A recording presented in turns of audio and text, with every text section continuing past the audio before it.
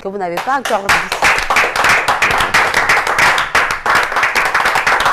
Ah oui, j'ai envie directement de répondre à la question de Isabelle Carole qui a dit, on va dire quoi?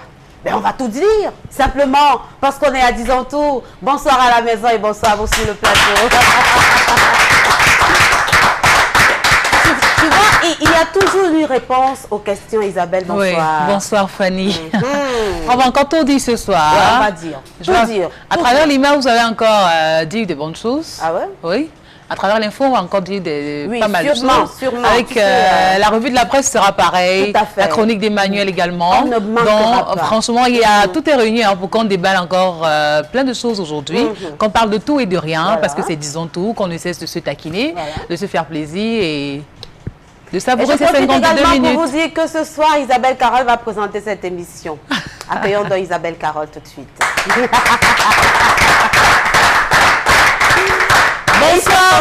Bonsoir et bienvenue à votre émission, une émission que vous connaissez, une émission qui vous est familière, c'est Disons Tout. Vous connaissez déjà comment ça se passe par ici, le principe il est simple, le menu il est classique, c'est comme ça tous les soirs entre 18h30 et 19h30. Vous avez l'info du jour que Fanny se charge tous les soirs de nous rendre, bien évidemment c'est elle. Et après ça on va faire honneur à Mbita Kola qui va prendre place et qui va nous dire, il va nous faire rire à travers la revue de la presse. Il aura quelques faits qui ont sûrement marqué l'actualité du jour.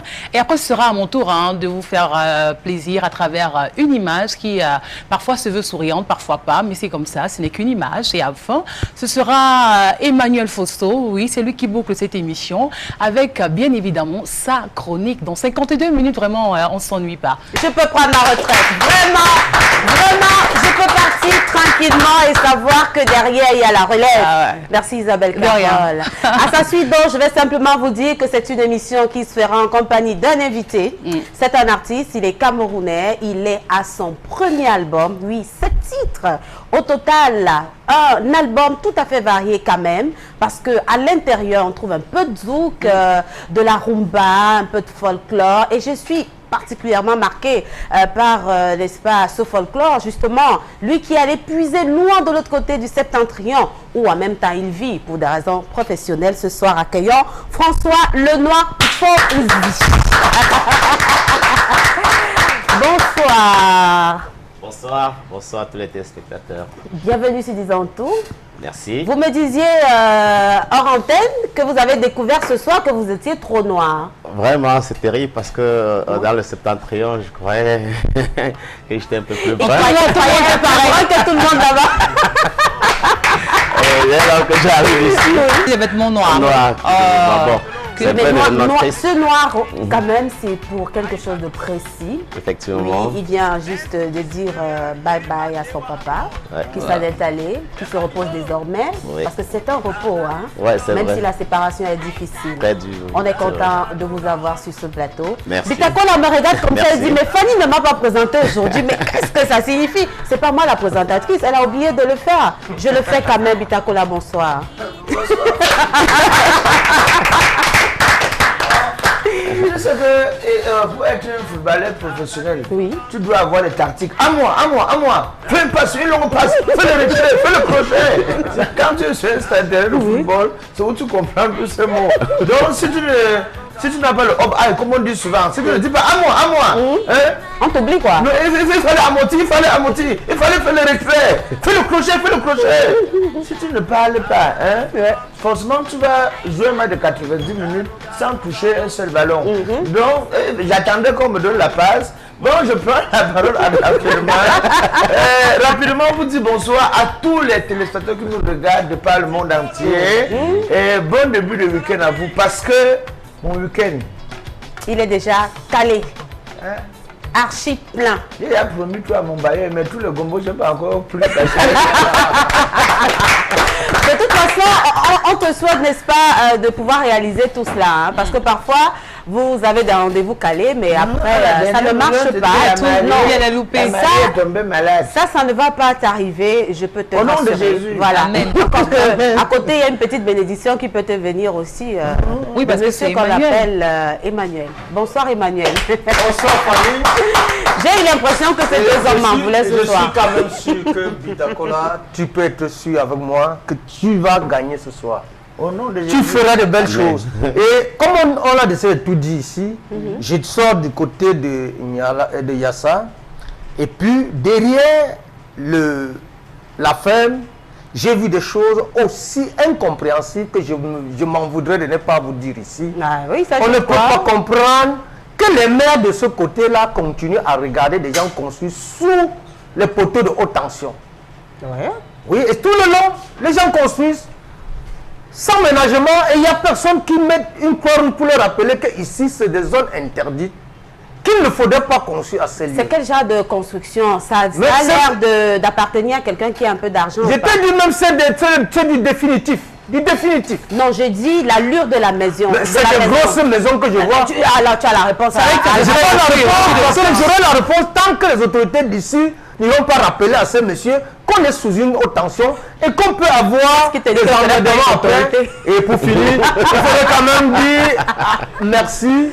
Pour une fois, ici au début de l'émission, on peut dire merci aux gars qui ont décidé de balayer tous les camions qui stationnaient de temps en temps à l'Absolou. Douala Yaoundé. Oui, mais on les a mis sous scellé. Est-ce qu'on les a... Non, on a embarqué depuis là ce matin. C'était ok, depuis clair comme l'eau de roche. Parce que j'en ai vu aussi partout là en ville. Mais c'est là, c'est stationné et puis ça continue. Non, là, de ce côté, on a commencé à balayer. C'est bouchon. Je crois que c'est nickel. C'est une très bonne opération. Et comme tu as dit merci, nous on va applaudir pour, n'est-ce pas, toutes ces autorités qui se sont mises ensemble pour finalement essayer vraiment de mettre fin à ce désordre. On va appeler ça quoi? Désordre public? Oui. Comme ça on appelle ça? Urbain. Voilà, c'est bien cela. Alors, François Lenoir en Fauzi. Fauzi, c'est quoi? Fauzi, effectivement, j'ai cette chance qu'à l'âge de 12 ans, j'hérite de ma famille maternelle. C'est-à-dire, je suis successeur d'un chef, d'un membre de ma famille maternelle qui était chef. Et ils ont fait de moi... Comment salue le chef chez vous dans la Menoir? Ndi. Non, faites bien, comme là-bas. Ne faites pas le jam moderne. Bien, ok. Quand c'est les dames, Ndi. Vous me regardez. Exact, Ndi. Voilà. Et moi, je fais comment? Non, justement, c'est vous qui faites Ndi. Et comme ça? Voilà. Donc, vous vous dites voilà. Et vous demandez de vous lever, quoi. Voilà, de vous lever. Parce que tu le fais étant voilà. D'accord, quand on le fait, on est... Voilà, on est légèrement... Je vois un peu Monsieur Lenoir. Non. Voilà le geste vrai, c'est comme ça. Ah oui, j'ai souvent vu ça à l'image. C'est le respect. Voilà, c'est le respect. Bon, monsieur Lenoir. Maintenant, je demande, oui. Le noir. Le noir. Parce que c'est vrai, il est noir, mais c'est le noir. Entre le noir et le noir, c'est pas la même personne. C'est la même personne. Ils sont cousins. Monsieur le noir, voici un gombo d'1,5 million. Tu n'aurais plus le courage de dire non, c'est pas le noir. Non, je vais d'abord partir. Le gombo, je plante d'abord et puis après, je dis voilà. Bon, la question que je voulais te poser, tu es un chef au village. Bon, je vois certains chefs qui sont chefs au village, mais qui marchent avec les attributions de chef. Oui. Donc, pourquoi tu es ailleurs? Justement parce que ma chefferie se limite dans ma famille maternelle. Oui, donc je n'ai pas un canton ou un village. Ou un village, non. D'accord. Donc vous avez des responsabilités. Parce qu'il y a les chefs ici à Douala. Il y a les chefs ici à Douala. Autre expression que je voudrais bien comprendre, Ndandem. C'est quoi? Ndandem. C'est le titre de l'album, hein, oui, c'est ça, ouais. Oui, en langue de la Menoir, plus précisément Bafou. Ah ben c'est ça, ouais. Oui, ça veut dire seul Dieu. Seul Dieu. Seul Dieu. Dandem. C'est ça. Ça veut dire seul Dieu. Je le rends grâce parce que sans lui, rien n'aurait été possible. Alors, et tu sais pourquoi il rend grâce? Il faut dire ta vérité. Tu viens de Septentrion, non? Oui. C'est grâce à Dieu que tu es là. C'est vrai, je suis ce que je suis grâce à lui. Oui. Parce que déjà... Il a fait que beaucoup à l'âme, tu n'as pas vu. Au nom de par Jésus. exemple, voilà. Et en plus, c'est un phénomène rare dans la culture de chez nous, de la Menoir, que quelqu'un qui de chez eux peut aller hériter d'un titre aussi costaud et fort dans sa sa famille maternelle. C'est vraiment trop rare. Bon, je n'ai même pas encore vu. Généralement, c'est des titres qu'on gagne dans sa propre famille, mais pour qu'on quitte de sa famille maternelle, venir vous récupérer chez vous. Il n'y avait pas d'homme là-bas? Il y en avait. Je ne sais pas trop bien comment ça s'est passé. Ils ont décidé est-ce que le grand-père régnait tous les autres fils? Pardon? Est-ce qu'il a régné? Non, du tout. C'est pas mon grand-père. C'était celui que je porte son nom était le grand frère de ma grand-mère. Et apparemment, il était le seul garçon au milieu de plusieurs filles. Ah oui, on comprend. Alors, François Lenoir, premier album sorti quand? Le premier album, normalement, il est en circulation depuis décembre 2014. Oui, je crois que la première, même, je l'avais eu sur cette chaîne pour la première diffusion de La Fille du Sahel. Alors, je parlais de la rumba, du zouk, du makossa, du gospel même, en langue maternelle. Oui, c'est bien cela. Mais il y a surtout, on a vu quelques images là, ce folklore sahélien. Oui. Pourquoi ce choix? C'est le fait d'être... Je vais au Nord pour des raisons professionnelles. Bon, et comme je suis toujours dans la musique depuis tout petit, j'étais resté à ma guitare, je continue à écrire, faire mes tests, en attendant le moment de Dieu pour produire. Alors. Et un jour, j'assiste à un mariage. Tous les amadis. Ah oui. Oh, la même question toujours.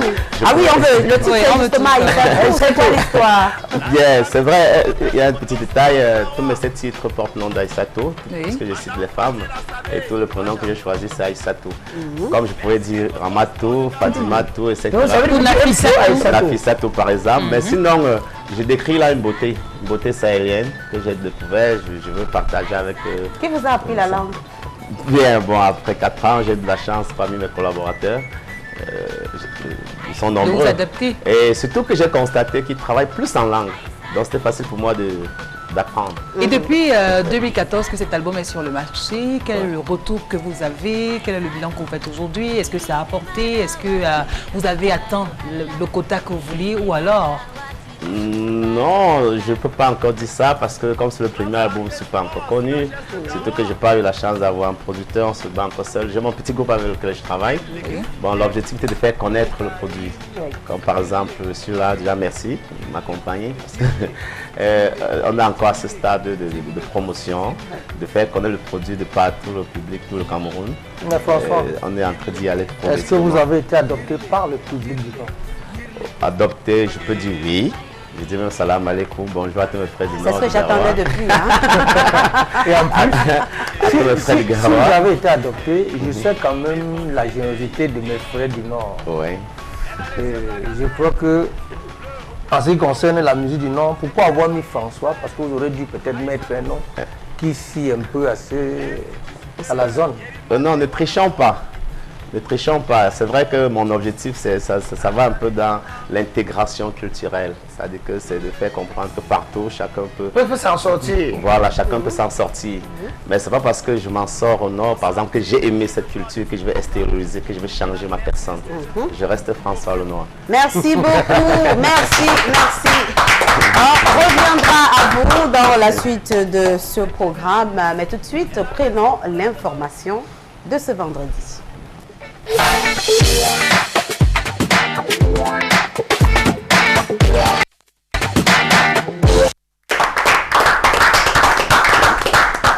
Parlons de l'abandon des pièces officielles dans les administrations camerounaises. Le délégué régional à la Sûreté nationale du littoral annonce que pour la seule ville de Douala, 110 000 cartes nationales d'identité sont abandonnées dans les commissariats, certaines depuis 4 ans. On se souvient effectivement qu'il y a 4 ans, un décret du président de la République rendait l'établissement de la CNI gratuit. C'était à la faveur de la triple élection municipale, législative et présidentielle. Alors, le délégué invite donc tous ceux qui ont abandonné leur carte là-bas de passer la récupérer. Essayez de vous servir plus. Venez signaler que vous avez de nouvelles cartes. Comme ça, on se débarrasse de celles qui sont là. Alors, ça fait un peu rire, mais c'est sérieux en même temps. Parce qu'il y a tellement d'interrogations autour de cela. Et je dis encore, 110 000 pour la seule ville de Douala. Si on faisait le même travail dans l'ensemble du pays, on se retrouverait avec pas moins je sais pas, de 3, 4, 5 millions, peut-être de Camerounais, ayant abandonné. Parce que abandonner ne voudrait pas également dire qu'ils ne détiennent pas de carte nationale d'identité en ce moment. Ouais, bon, ce qu'on va rapidement noter, c'est que c'est 110 000. Si on vérifie bien, il y a ceux qui ne vivent plus. Parmi ces 110 000, bon, il y a également les malhonnêtes. Hein? Ceux qui viennent dans ce commissariat jouer au hasard. Tu sais comment les faussaires font? Ils partent à Bonanjo, ils établissent une carte d'identité. Le même jour, ils quittent pas à village. Hein? En Nilon, il établit. Ils quittent pas au doigt la deuxième. Il sait que forcément, sur les 10, si pour obtenir ne serait-ce que 2 cartes d'identité. Maintenant, quand date, ouais, oui, par moment, arrivé à Yaoundé, la machine parfois se trompe. Hein? Ça, parce que quand ça concerne que non, ce monsieur avait déjà établi une carte d'identité, la machine bloque. Mais il y a des moments où ça passe. Le monsieur a déjà récupéré au moins 2. Et il y a aussi la lenteur des policiers, ceux qui sont en poste là. Comment tu viens pour récupérer ta carte d'identité? Tu avais fait ça en quelle année? Et tu attendais quoi? Va la semaine prochaine. Voilà. La femme qui a la clé pour le magasin de carte d'identité, elle est 300. Il faut, non, pas 300, c'est quoi? Pour faire quoi avec? Il faut 2000 fouiller, frère, 2000 ou 1000 francs. Vous-même, depuis 4 ans que vous avez établi la carte, c'est aujourd'hui que vous venez. Vous venez. Monsieur, on ne peut pas aller chercher ça comme ça là. Donnez quelque chose. Donnez quelque chose. Par moment, ça décourage. Imagine-toi quelqu'un qui a fait la carte d'identité. Il a récépissé. On a mis le cachet jusqu'à parfois, mais c'est sous sa tête, sous sa face. On met le cachet pour le prolonger. Pour prolonger. Tu comprends? Il n'a plus l'espace pour mettre le cachet. Parfois, c'est sous sa face. À un moment donné, qu'est-ce qu'il fait? Il se décourage. Tout à fait. Et cela me permet justement de demander à Isabelle Carole.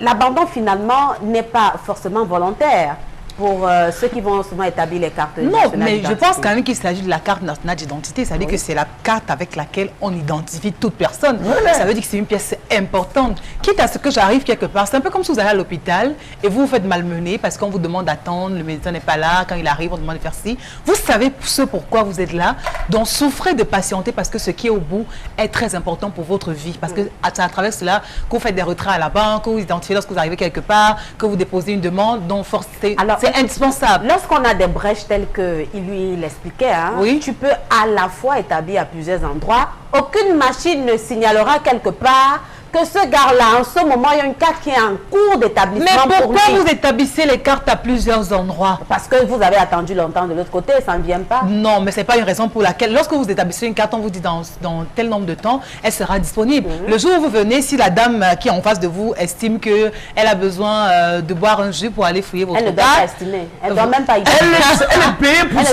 C'est vrai qu'elle est payée pour ça. Je ne suis pas contre ceux qui le font, mais je dis tout de même que c'est notre carte d'identité, ça ne sert à rien de le faire à plusieurs endroits, faisons l'effort de la retirer, aussi simplement que ça. Oui, je reviens là-dessus, c'est vrai, il y a d'un côté ceux qui abandonnent carrément, ils ne reviennent pas, mais il y a ceux-là, comme tu disais, à cause des lenteurs, qui partent et qui ne reviennent plus et décident donc d'aller ailleurs. Du coup, on revient sur un problème encore, celui du fichier numérique au Cameroun. Est-ce qu'à ce jour, on ne pouvait pas atteindre un stade où, lorsque vous allez établir une carte nationale d'identité, dès que vous donnez, vous remplissez, je ne sais pas, votre fiche, je ne sais même plus comment ça se passe, tout de suite, la machine peut même déjà dire à celui qui est là qu'il a déjà eu à établir une carte ou alors qu'il y a une carte en cours d'établissement. Mais ici, c'est pourquoi on retrouve une personne qui a 5 cartes, 6 cartes, ce qui est d'ailleurs dangereux parce que si on vous prend, c'est une belle vous allez payer le prix. Si on les prend, on sent. Oui, bien sûr. On va les appliquer. Bon, c'est qu'une période de cartes, j'envoie les gens. Alors moi, je vais vous dire une chose, que si le Camerounais ne s'intéresse à la carte d'identité, la faute revient aux autorités camerounaises qui, depuis des années, ne font plus de contrôle. Vous avez vu un policier qui contrôle les cartes d'identité, c'est quand il se rend compte que le Tchadien dans le bus. Non, quand il se rend compte que le taximan ou bien le chauffeur camion est complet, qui s'acharne sur le passager. Sinon, je crois que le vrai problème c'est là. Depuis que l'impôt libératoire, l'impôt forfaitaire a disparu de la circulation au Cameroun, c'est là où je me suis rendu compte que la carte d'identité n'a plus d'importance pour beaucoup de Camerounais. Il y a des Camerounais qui vont du nord au sud sans carte d'identité. Parce que, faute de quoi? Si le policier le prend en route, c'est un choco, il passe. Et la majeure partie des gars qui contrôlent ne contrôlent jamais les pièces, les cartes d'identité. Paye, m'a parlé bien. Jamais.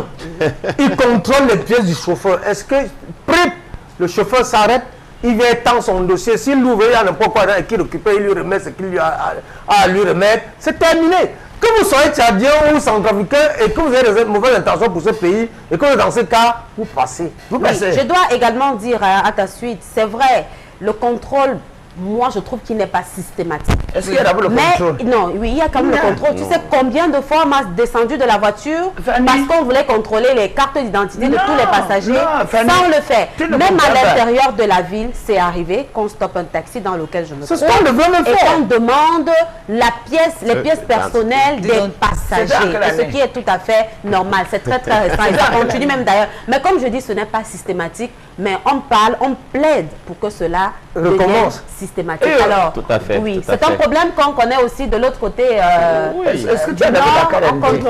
On ne contrôle pas. C'est un peu comme à c'est Douala. pas systématique, comme vous aviez dit. Oui. C'est spontané, c'est pas un moment. Un contrôle, c'est pas pour des raisons XY, ils demandent des cartes d'identité. Et parfois, on peut quitter de l'extrême nord à Damawa sans qu'on vous pose une question concernant votre carte d'identité. Oui. Il y a problème à ce niveau, c'est vrai. Déjà, même que la quantité, le nombre, là, ça prouve qu'il y a 110 000 pour Douala seulement. Aucun moyen d'identité, non? Et yo, 110 000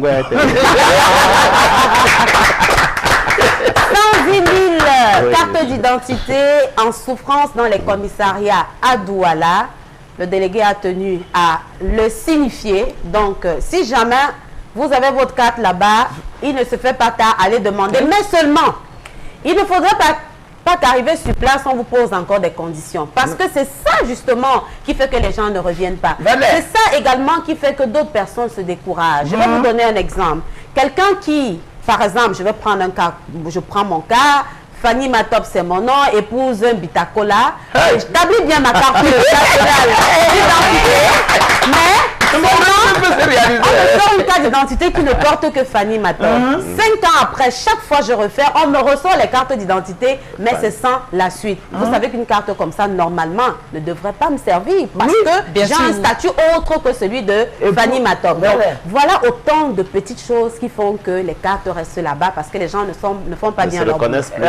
Fanny, aussi, il faudrait que les banques de données, des empreintes qu'on a au Cameroun servent à quelque chose. Parce que si on se rend compte que le même Camerounais peut établir 4 à 5 cartes d'identité avec des noms différents et que ça puisse passer dans une carte d'identité informatisée, c'est un problème. Un problème aussi sérieux qu'il faudrait poser la question de savoir si ceux qui établissent les autres cartes d'identité vérifient exactement le travail. Et quelqu'un s'interrogeait justement sur comment est-ce qu'on a pu établir quelques cartes électorales biométriques quand avoir la CNE était, n'est-ce pas, une des conditions. Alors quand on dénombre dans toutes ces cartes qui ont été abandonnées, on se pose bien la question de savoir comment est-ce que ces gens ont fait. Parce que la gratuité aussi de la carte d'identité a fait que les gens ont couru là-bas. Mais comme nos hommes ont pu en faire une affaire personnelle, beaucoup sont partis. Il y a des gens qui ont voyagé, qui sont déplacés, qui ne vivent même plus au Cameroun. Parmi ceux qui ont le carte d'identité là, il y a également ceux que dans les commissariats, par exemple, Emma a fait sa carte d'identité au 8e arrondissement. Entre-temps, je suis allé là-bas faire la convocation, le donner, il n'est pas venu. Ça fait aussi que le gars ne vient plus. Et dans ce côté-là, tu pars là-bas pour récupérer la carte d'identité, on va mettre la vie, tant que c'est le même service, donc il peut aller se chercher plutôt ailleurs. Donc il y a autant de choses qui peuvent pousser les gens à ne pas faire le carte d'identité. Mais ce que je déplore encore ici, c'est que si Yahoo nous regarde ce soir, quand les cartes d'identité, on sait que non, ce qu'on vous a délivré, ça aurait de la valeur peut-être pour 1 mois. Il faudrait vraiment que ce gens-là respectent ça. Même si ça traîne, il ne faudrait pas que ça dépasse 2 mois. Parce que quand tu reviens, on t'affecte pas. Tu travailles à Douala, on t'affecte à Bamenda et ta carte d'identité à Douala. À Bamenda, tu fonctionnes comment? Et quand tu vas aller à un autre commissariat, on va te dire non, on ne peut pas te faire établir encore une autre pièce d'identité. Pourquoi? Parce que à Douala, ta carte d'identité. Donc chaque fois que tu es de passage à Douala, tu dois t'arrêter dans le même commissariat pour regarder si ta carte d'identité est sortie. Donc il y a autant de choses. La carte sort même, mais c'est pour retirer la carte qui a problème. Parce que si vous venez et qu'on vous sert aussi facilement, vous n'allez pas traîner, vous n'allez pas dire je te laisse tomber. C'est parce que ces gens commencent à exiger ci ou ça, à demander qu'on donne l'argent pour fouiller. Je ne sais même pas de quelle fouille il s'agit, parce qu'il s'agit tout simplement, on prend sur le récépissé, on regarde votre carte, on vous remet. On n'est pas en train de fouiller dans une boîte pour dire qu'il faut dedans. Sur la fouille, c'est pas eux qui fouillent. Il y a des gars là, les gars qui sont dehors là, qui établissent souvent les photocopies et autres. Eux qui demandent les 300 et autres pour aller fouiller. Oui, mais quand vous-même vous leur donnez l'argent, ils sont qui? Ils représentent quoi? Ils représentent de quoi? Allez fouiller. Peut-être parce qu'à l'intérieur, on facilite pas. Oui, imagine-toi qui facilite leur parcours. Imagine-toi qu'en fouillant, qu'il veut tomber sur la carte de son voisin avec qui il ne s'entendait pas. Il prend ça dans sa poche, arrivé dehors, il jette. Chaque fois quand tu vas revenir, on va te dire que non, ta carte n'est jamais sortie. Donc ceux qui ont accepté de faire le travail, faites votre travail et rien que votre travail. Et modernisez-nous tous là, parce que je pense que sur d'autres cieux aujourd'hui, lorsqu'on tape seulement votre nom, quel que soit le coin du pays, même si tu étais déjà mort, ça on a toute votre identité. Mais ici, je suis à Douala, né à Douala, je demeure à Douala jusqu'ici. Mais vous n'allez trouver de documentation à moi. Fanny, tu sais que la validité d'une quarantaine, c'est 10 ans. Oui. Et pour beaucoup qui naviguent d'un quartier à un autre, beaucoup ne sont plus dans le quartier qu'ils avaient hier. Or, comme tu le disais, pas un problème. comme tu le disais, dans un pays normal, on doit connaître le flux, c'est-à-dire que le moment d'entrée et de sortie d'un quartier, que le chef de quartier sache combien d'habitants il a, combien de locataires il a, combien sont entrés le mois passé et combien entreront le mois prochain. Tu demandes ça à qui? À qui? C'est ce que je demande. Ce pays. Non, mais là, tu leur demande aller très loin. Ils sont dans le pays aussi, c'est mieux. On n'arrive pas. Je pense pas qu'on fera. Emmanuel vous demande souvent si vous êtes au Cameroun. Tu es au Cameroun? Je suis bien au Cameroun. Je vous dis ce qu'il faut faire dorénavant. Personne au Cameroun qu'on va rester comme ça. Mais si on n'arrive pas à retirer un cadre national d'identité, comment on ira, un chef de quartier ira à dénombrer le nombre de Il faut évoluer. Il y a combien de chefs de quartier qui maîtrisent le nombre de mètres contre les blocs? Voilà. Dans sa tête, c'est qu'il est chef de quartier. Point barre. Voilà. Il ne veut pas chercher à savoir si tu es de passage. C'est ce qu'on me demande de faire. Je crois que les commissariats sont en train de se multiplier dans les quartiers. Déjà, c'est aussi un autre point de contrôle, de vérification de documents pareils. Pas forcément le chef de quartier, parce que là, c'est une responsabilité forte. Je vois une autorité formée qui connaît déjà même ce que c'est que cette identité, qui peut bien organiser un scénario comme celui-là. Bon, allez libérer les commissariats s'il vous plaît. Et si vous n'en avez plus besoin, allez là-bas et dites, voici ma nouvelle carte d'identité. J'annule celle qui est là. Oui, bien sûr. Bien sûr. Puisqu'on peut perdre sa carte d'identité. Est-ce que tu sais que les gens là ne manquent pas le motif? Dès que tu n'as manqué jamais le motif, dès que tu viens avec une autre carte d'identité, on va sortir le code de procédure pénale. Retirez vos cartes, mais aussi un peu plus de célérité, j'allais dire, dans le travail de l'administration, parce que, je l'ai dit, si on fait le tour du Cameroun, ça va donner beaucoup de cartes actuellement abandonnées dans les commissariats. Eh bien, Bitacola tout de suite pour la revue des faits divers.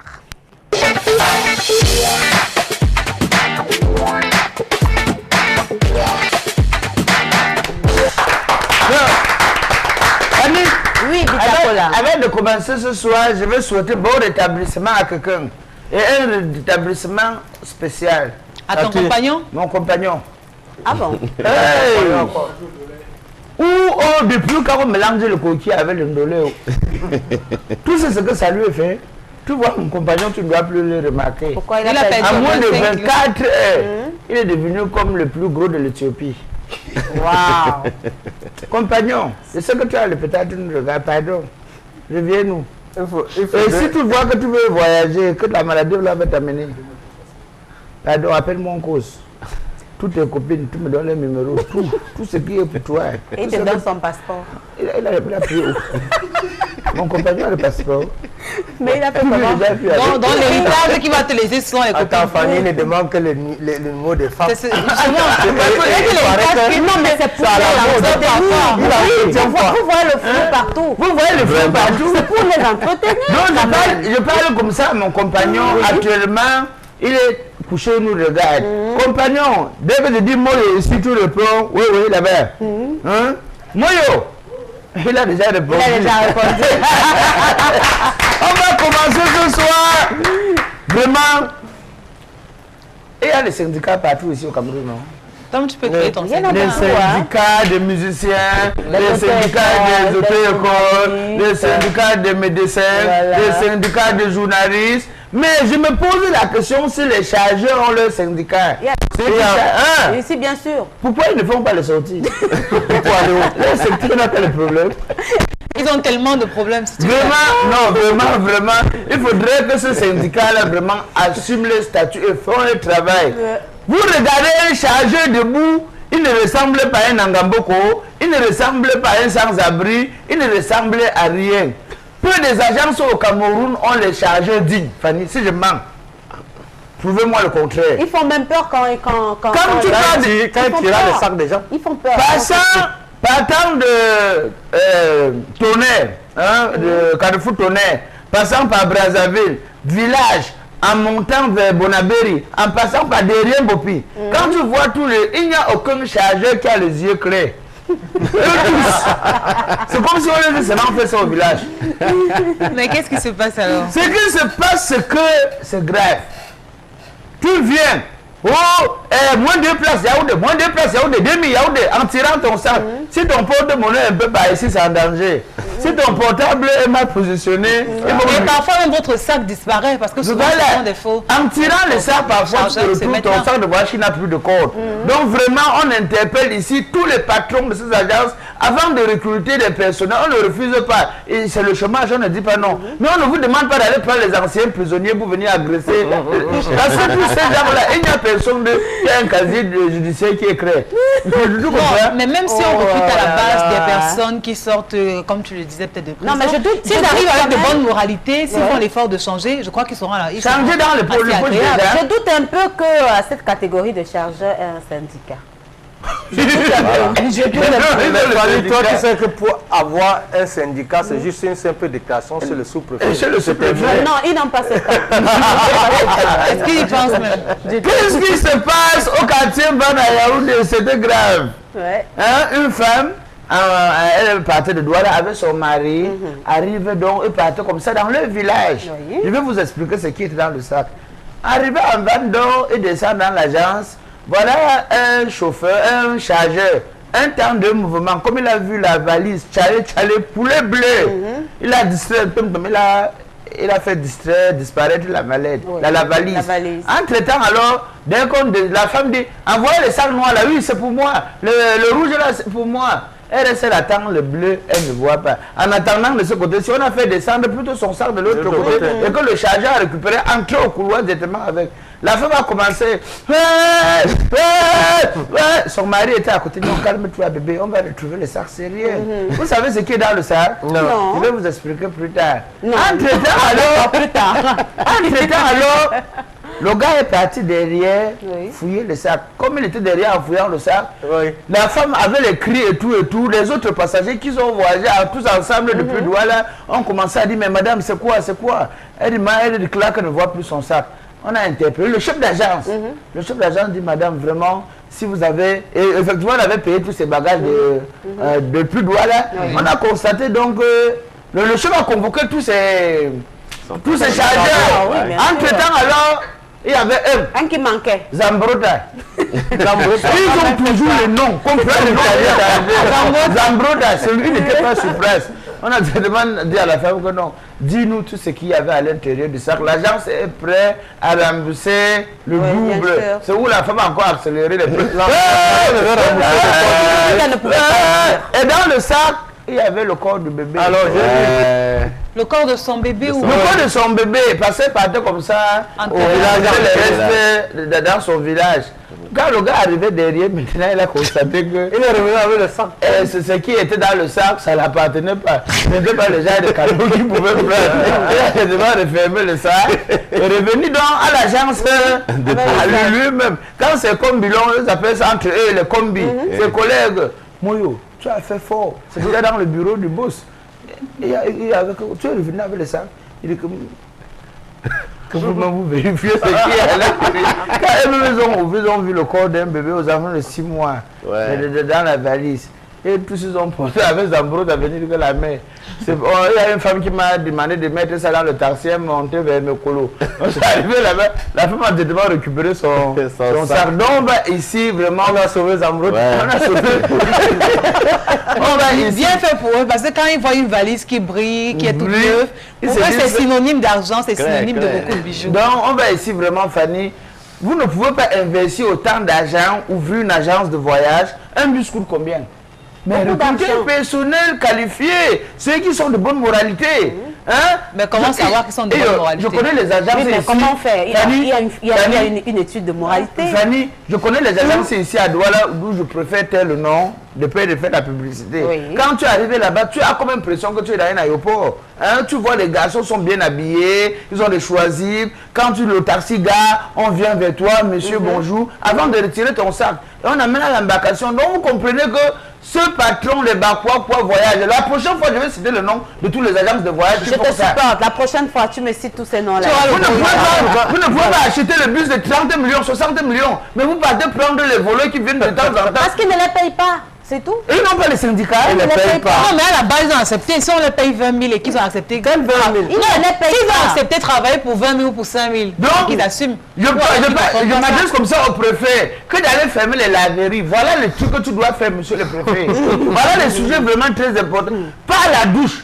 Dès qu'on te voit seulement derrière, parfois même en passant derrière, on t'arrête le derrière, la bio, Yaoundé, en C'est pourquoi il faut souvent aussi aller dans des agences un peu respectables. Voilà, où vous arrivez, c'est à peine si quelqu'un même vous frôle là, parce que on ne sait pas qui est là, donc faites très attention. Dans le septentrion, par exemple, on a des agences où le chargeur a même des bâches. Ça veut dire que quand il prend votre sac, il vous remet son bâche. Il s'identifie avant de porter votre sac. Ah, le septentrion. Oui, il est très très bien habillé. Bon, on ne connaît pas trop ça là-bas. Bon, comme tu dis pas ça, il y a quand même un propriétaire d'agence de voyage qui m'interpelle un jour et me fait comprendre que ces chauffeurs ne font qu'à leur tête. Je n'arrive pas à me convaincre, mais c'est vous qui les embauchez. Donc vous pouvez décider qu'ils partent. Comment vous me dites que vous ne savez pas comment vous pouvez les contrôler? Ce sont les cousins du village. On va les renvoyer justement. Sinon, le village va se fâcher. Bon, on en va évoluer. Je vous amène juste avant le pont de la Dibamba, en venant de Yaoundé. Tous ceux qui ont des motos là, pardon, votre tête n'est pas la cale. Non, ne riez pas. Parce qu'il y a certains besquinés ici dehors, une fois sur la moto, ils se disent, ils oublient que c'est une moto à 2 roues, mais ils se mettent à faire du n'importe quoi. C'est hier soir, lorsqu'il était 16 h passées de quelques minutes, où un moto-taximan s'est fait écraser par un gros porteur en provenance de Yaoundé. Et cette zone-là, on a vraiment. Un semi-remorque de la Guinness. Quand le gars voulait faufiler, ou l'a fait comment? Et quand le chauffeur même de la semi-remorque écrase le benskiner, il ne se rend pas compte. On l'a interpellé à quelques kilomètres. En le faisant comme la RAF4 qui le suivait directement l'a interpellé à quelques kilomètres en le faisant comprendre qu'il le commissaire vient de tuer quelqu'un derrière.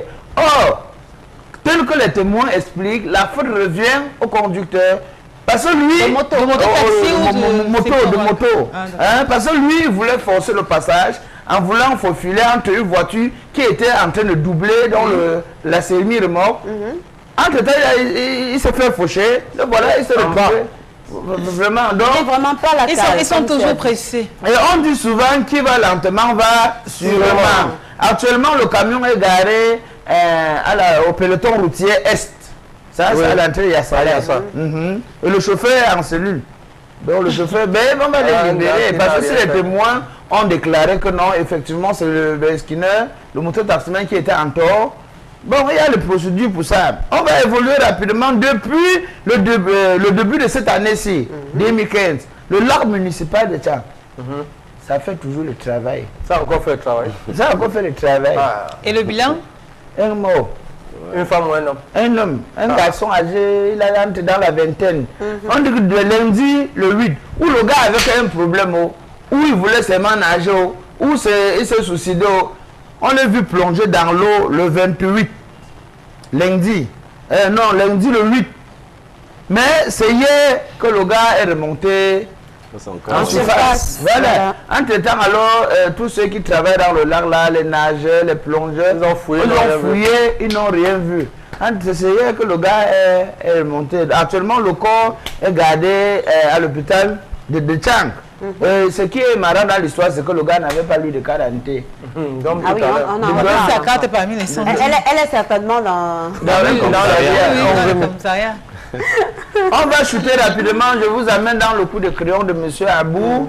Il a encore dessiné quelque chose pour nous ce soir. Les enfants d'aujourd'hui. Les enfants d'aujourd'hui, un peu comme Franco avait chanté. Les filles d'aujourd'hui. Qui aiment les rivales de nos mères? Les filles d'aujourd'hui. Qui aiment les rivales de nos pères? Les filles d'aujourd'hui. Voilà ça. Qu'est-ce qui se passe?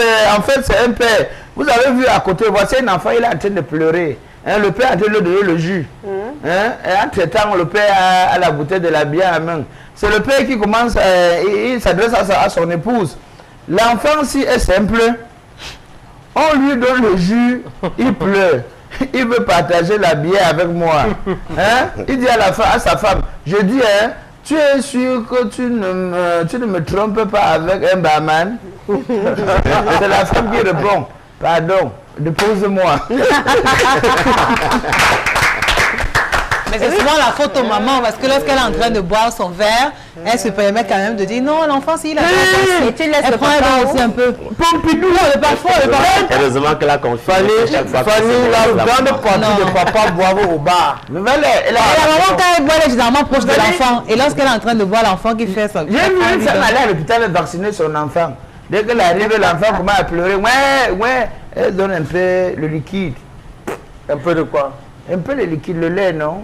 Le lait maternel. Maternel. L'enfant dit jamais. Et la mère connaissait déjà qui était son fils. Elle avait une bouteille dans le sac. Elle a ouvert, elle a un peu mis dans le biberon. Ah oui, on a vu une image similaire. Il me souvient, j'étais même avec Jean de Grasse, après le boulot, oui. Mais là, c'était dans un bar. Hein. C'est-à-dire, l'enfant avait son petit biberon là, d'eau. Et avant, on lui avait donné du jus parce qu'on a trouvé que le jus était presque terminé. Et puis l'enfant ne voulait plus ni le fond de jus, ni de l'eau, mais la bière que sa maman buvait. Voilà. Et qu'est-ce qu'elle a fait? Elle a ouvert le biberon, elle a versé de l'eau, elle a mis la bière, elle a donné et l'enfant. Isabelle Carole ce soir avec son image. Elle va nous laisser apprécier, comme elle fait d'habitude. Oui, surtout que l'invité va nous expliquer davantage. Ah bon? Oui. Il en sait quelque chose. Oui, il en sait quelque chose. Ça concerne le septentrion. Donc, elle sait très bien. Il arrive à point nommé. Voilà, voilà. Allons-y donc pour l'image de ce jour.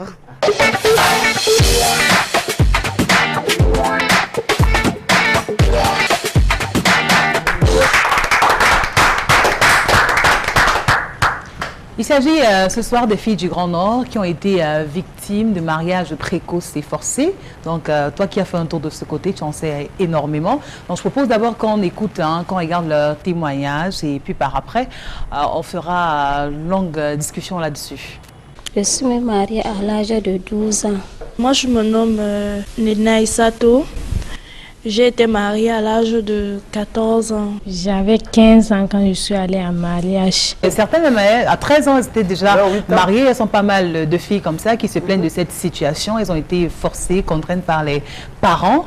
Et le pire, c'est que dans ce mariage, c'était pas beau, c'était pas rose, parce qu'elles étaient tout le temps victimes de bastonnades de la part du conjoint, des enfants. On peut jouer le rôle de l'épouse. On ne peut pas jouer le rôle de l'épouse à 12 ans parce qu'on n'a même pas encore vraiment toutes les parties du rap. C'est à peine que les seins sont en train de sortir, qu'on se sent femme. Et subitement, on se retrouve en face d'un homme qu'il faut gérer en tant qu'époux. Et qu'il faut prendre soin de lui. Et qu'il faut satisfaire à tout prix, bien sûr, parce que c'est imposé. Sinon, c'est contre votre gré. C'est un bon produit, ça. Oui, c'est mauvais pour la famille. Et à la fin, elles ont été expulsées même. Comme tu viens de nous. C'est par le mari. Oui, à la fin, elles ont été chassées par le mari. Elle n'est pas prête. On a notre invité. Tu comprends un peu ça? C'est une invitée de marque. Et quand elle est là, on peut l'exploiter au maximum. Ah oui, François Lenoir. Le phénomène, vous le connaissez? C'est vrai que... Non, pas le genre entendu parler, hein, voilà. parce que vous êtes sur place. Est-ce qu'autour de vous, mariage précoce et forcé? C'est vrai, il y a beaucoup de cas comme ça. Bon, mais quelques cas que je connais très bien, elles sont encore dans des familles en attendant d'être adultes. On consigne, comme on dit souvent. On consigne la fille. Voilà. Et on consigne reste dans sa famille, elle. Voilà. Mais là, c'est même pas encore. Non, mais dans cette situation ici, il ne veut pas blesser ses amis. Non, il faut qu'il nous dise exactement ce qui se passe sur le plateau. Le phénomène, il le connaît. Oui, j'ai dit, on se marie très tôt là-bas, c'est vrai. très vite même, hommes comme femmes. Mais c'est pas seulement là-bas, hein, même à l'Ouest Cameroun avant, nos mamans elles prennent les consignes. Mais c'est beaucoup plus. On reste au nord. Je suis sûr qu'à l'Ouest du Cameroun, il serait difficile de trouver une fille de 14 ans qui va en mariage. 12 ans même. Ouais, moi, je sais qu'à l'Ouest du Cameroun, c'est presque impossible. Et je sais qu'au nord, selon ce que j'ai lu, je me suis rendu compte qu'il y a même des 8 ans. On a consigné et un jour on porte ses mains comme un colis. On envoie d'abord chez le monsieur comme s'il était un enfant de la concession avant qu'il ne devienne pas. Lui, il a évoqué les temps passés. Hein. Oui, moi, j'entendais même dire parfois, quand une femme accouche, si c'est une fille, on consigne dès la naissance, on pose un bracelet là, et puis l'enfant va grandir. Le moment venu, l'homme vient prendre. Si on consignait comme ça, c'est-à-dire qu'un enfant encore tout petit, qu'on laisse au moins le temps à la fille de grandir, atteindre un certain âge, arriver à la maturité, d'avoir plus de 18 ans, ça c'est encore mais que des filles à 12 ans, 14 ans. Non, au mariage forcé. Non, au mariage forcé. Oui, la question que me brûle les lèvres, ma frère. Vraiment comme tu es la belle. Oui. Tu as déjà forcé combien? Non, du tout. Non, puisque c'est parce que dans nos cultures. Voilà, c'est pas dans sa culture. Allez, merci beaucoup Isabelle Carole. Cette image, on va en sortir et dire simplement, s'il vous plaît, permettez aux filles de grandir, laissez-les devenir matures. La tradition ne vous tuera pas si elles ne vont pas en mariage à 12 ans. Même si elles vont à 21 ans, ce sera toujours un mariage. Alors, on retrouve Emmanuel Fosso, qui lui ne parlera pas de mariage, mais certainement d'un problème peut-être social. Oui, un problème social. Allez, allons-y donc tout de suite avec la chronique d'Emmanuel.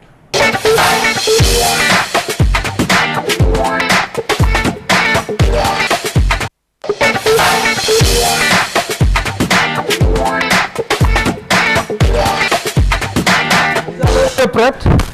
Une campagne d'éducation massive s'impose à toutes les couches sociales de ce pays. Sans embâche, il faudrait soumettre les uns et les autres à des passages obligatoires.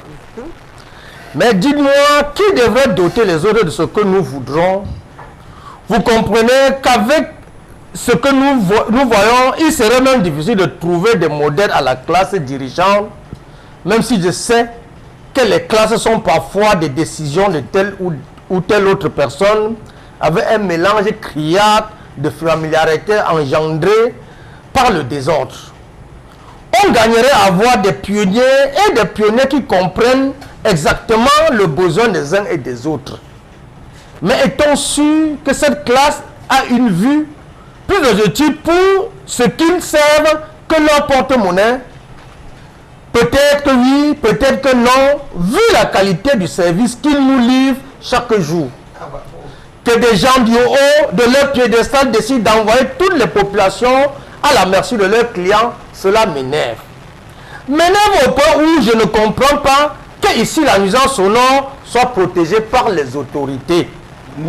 Depuis que les quartiers entiers sont sous l'emprise de ceux qui sauvent et enlèvent le péché, j'attends de comprendre pourquoi on ne dort plus en paix.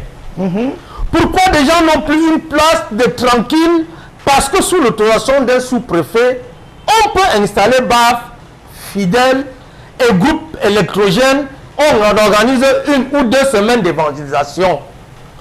Ça, sous quel nom? Sous la protection de qui? Et que faire de ces messieurs qui, quelquefois, sont plus protégés que les citoyens que nous sommes? Que ceux qui ont un peu de pouvoir ici observent bien et réfléchissent aussi bien avant de prendre des décisions et d'autoriser. Merci, monsieur Emmanuel Fosso. Qui revient là sur ces autorisations qu'on accorde aux gens, hein, quel que soit le secteur. C'est vrai, lui, il a parlé notamment des églises. Oui, et tu me permets comme ça de rappeler qu'en ce moment, du côté de Kotor, les populations sont en train de subir cela. Oui, il y a une église qui a reçu une autorisation et qui est là en plein air, qui tambourine comme ça depuis 2 jours. On est rendu au 3e jour justement et ils ont tout ce qu'il faut là-bas, un grand générateur, des baffles, comme il a dit, de 5 mètres. Et puis on s'en fout. Les enfants ne peuvent pas dormir, on ne peut pas rentrer tranquille chez nous. On va avoir un sommeil paisible. En pleine période d'examen. Merci beaucoup à tous ceux qui donnent ce genre d'autorisation. Mais ces mêmes gens sont allés fermer à Makepe Misoke, disant que les scieries, n'est-ce pas, cause des nuisances sonores, entre autres, hein, parce qu'on a également évoqué les maladies auxquelles font face les populations environnantes. Mais C'est une nuisance qui est acceptée. Et qui fait du bien à la population. Merci, monsieur le sous-préfet. À côté de la maison du préfet, oui. Est-ce qu'il y a l'église là-bas? Du sous-préfet, tu Non, du préfet, même. Je ne sais même pas où il habite. Hein. Bon, est-ce qu'à côté de chez le gouverneur, il y a un bar où on joue la musique? Lui-même, il habite où? Donc, comme vous dites quoi? Oui. Il ne faut pas que vous êtes en haut, vous croyez que non. Comme vous êtes en haut, vous nous regardez à travers vos fenêtres. N'oubliez pas que ça peut ramener un jour, nous tous on se retrouve ici en bas. Ah oui, merci. D'ailleurs, on a vu comment certains barons sautaient quelque part aujourd'hui parce que quelqu'un d'autre a décidé de faire à sa manière. Merci beaucoup, Emmanuel Foucault. On revient avec François Lenoir et on va suivre un tout petit bout d'un de ces rythmes encore. Ce sera quoi? Un peu de... C'est du makossa ou autre chose? C'est la fête, rumba. La rumba? Oui. Bon, de toute façon, c'est Véran Chouban qui s'en charge de ça. Voilà, un tout petit bout comme ça et puis on revient pour conclure cette émission. Le reste, c'est ce que vous en faites. François Lenoir, fausse. Ce samedi soir, sur un temps ensoleillé, les bienfaitants du sable, méditant sur le bord de la baignoire. À tout temps, mon amour pour toi était si fort. Et t'as tout balayé du revers de la main. Esther là, à toi là bien sûr, ma maman. Et ma vie de sacrifice est effacée comme un édifice de sable détruit par les vagues de l'océan. Un amour perdu n'est pas à nous. Le plus dur, c'est de l'accepter.